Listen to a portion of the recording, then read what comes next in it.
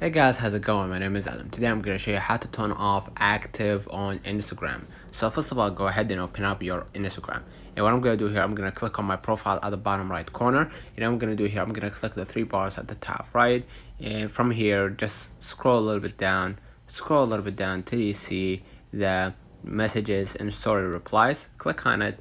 And basically you're going to be able right here to see who can see you are online, and click show activity status. Click on it, and basically what you're gonna do, once you toggle this one on, right, once you color this one white, that means that everyone will see that you are active on Instagram. But if you don't want if you don't want people to know that you are active, just color this one gray, and basically that's it. So let me know in the comments if this video helped you. Don't forget to like and subscribe, turn on the notification bell to receive every video we upload. Thank you for watching. See you in the next one.